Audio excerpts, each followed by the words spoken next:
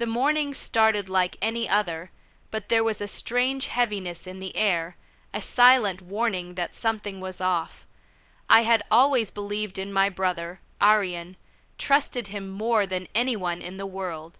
We had grown up sharing dreams, ambitions, and late-night talks about how we would conquer the business world together, and yet, as I sipped my coffee and glanced at my phone, a chilling message stopped me cold.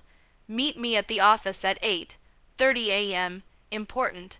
I hesitated, feeling a knot in my stomach. Important. The word lingered, heavy with unspoken meaning. I brushed off the unease, convincing myself that this was routine, that Aryan would discuss some new strategy or client proposal. I had poured years of my life into this company, my ideas, my late nights, my energy, and I trusted him to value that. By 8:45 a.m., I arrived at the gleaming glass-fronted office building we had built together.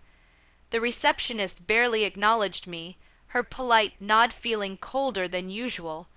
The elevator ride to the top floor was tense, each second stretching longer than the last, as if foreshadowing the storm awaiting me. When the doors opened, Aryan was there, leaning against the edge of his desk, the familiar warmth in his smile replaced by a practiced detachment. "Amna," he said, his voice measured, almost rehearsed. "I think it's time we part ways." I froze, disbelief coursing through me like icy water. "Part ways? Aryan, this is our company. You can't." He raised a hand, cutting me off with a cold precision. "I can, and I am. I've taken care of everything. By 9:00 a.m., the lease will be transferred, and you will have no legal claim here." "I'm sorry, Amna. It's just business. Just business." The words echoed in my mind, each one a hammer striking my heart. Every sleepless night, every painstaking deal I had secured, every client relationship I had nurtured, it all felt meaningless now. The sister who had stood by him through every struggle, who had sacrificed her own recognition for the growth of this company, was being erased. I wanted to scream, to argue, to beg him to see reason, but something inside me snapped. Anger, sharp and electrifying, replaced my initial shock. I realized then that this betrayal was not only personal, it was deliberate. I turned and walked out without a word, my hands trembling, my mind already racing. As the elevator doors closed behind me, I made a vow. Aryan had underestimated me, and one day he would understand the true cost of betrayal. By the time the clock struck 9, his office gleamed in the morning sun, oblivious to the storm brewing just beyond its doors. I didn't speak to anyone for hours after that morning. I drove aimlessly through the city streets, letting my thoughts churn. Pain and anger swirled together, sharp and heavy. Aryan had made a choice that erased years of trust, loyalty, and sacrifice. But amid the shock, a single thought anchored me. He had underestimated me. That would be his biggest mistake. Sitting in a quiet cafe later, I began to dissect his betrayal like a puzzle. Aryan had grown arrogant, blinded by his own ego, believing that no one could challenge him. He had overlooked details, ignored the subtle vulnerabilities in his empire. Leases, contracts, client agreements, even vendor relationships, all had tiny cracks that he never noticed. Every bit of negligence was a potential foothold. I opened my laptop and started mapping it all out. Every supplier who had ever been frustrated with delayed payments, every employee who had ever been sidelined by his decisions, every investor who had been kept in the dark about risks or missed opportunities. Slowly, methodically, I began to weave a plan, one that would not rely on luck, but precision, patience, and strategy. I also knew I couldn't do it alone. Allies were essential. Former employees, overlooked partners, and even some of Aryan's closest associates who had grown weary of his arrogance became invaluable contacts. I approached them subtly, careful not to reveal too much. They didn't need to know my entire plan. They only needed to understand that Aryan's empire was built on shortcuts, overconfidence, and disregard for those who truly cared. Every night, I worked tirelessly. I revisited old contracts, financial reports, client agreements, and emails I had saved over the years. Every detail I had once thought trivial became a tool. I remembered every sleepless night, every painstaking presentation, every argument I had endured to secure the company's growth. Those same skills, once my labor, were now my weapons. I didn't rush. I couldn't. One misstep would ruin everything. I allowed myself moments to breathe, to remind myself that revenge wasn't about anger. It was about justice, precision, and reclaiming what was rightfully mine. By the end of the week, my plan had taken shape. Every piece fell into place like a deadly chess game. I wasn't seeking to destroy Aryan. I was going to make him realize that betrayal carried consequences, and that the person he had discarded was far more formidable than he had ever imagined. And in that moment, I felt a cold, calm determination settle within me. The storm I was about to unleash wouldn't just shake his empire. It would redefine the power dynamic between us forever. The day everything shifted, I woke up calm. Not nervous, not angry, calm in a way that only comes when you've already accepted the worst and prepared for the best. Aryan thought the story ended the moment he threw me out of his office. He didn't realize that was only the opening scene. I parked across the street from the building just before sunrise, the same building I had helped choose, the same lease I had personally negotiated years ago, back when Aryan still trusted my judgment. He had forgotten one thing. I remembered every clause, every loophole, every favor exchanged with management.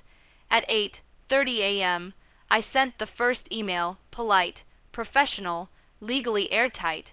The building's management had no choice but to act. There were unresolved conditions Aryan had ignored, deadlines he had missed, signatures he had delayed. By 8:55, access cards were temporarily suspended pending clarification. I watched employees gather at the entrance, confusion spreading across their faces. Phones came out, voices rose. Security made calls they didn't understand yet.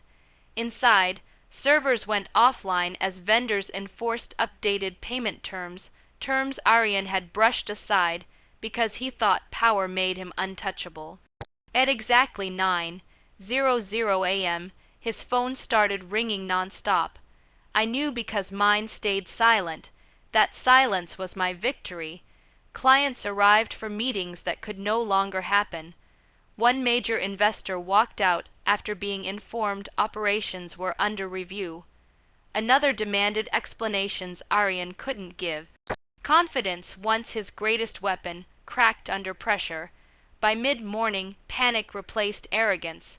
I saw him through the glass doors pacing, shouting, blaming everyone but himself. The man who had called my years of loyalty just business, now watched his business unravel in real time. He found me by noon, not in the office, but in a nearby cafe, the same one where I had planned everything. His voice was low, urgent, stripped of authority. "What did you do?" he asked. I looked up slowly, meeting his eyes without anger. "Nothing illegal, nothing dishonest. I simply stopped protecting you." The truth hit him harder than any accusation could.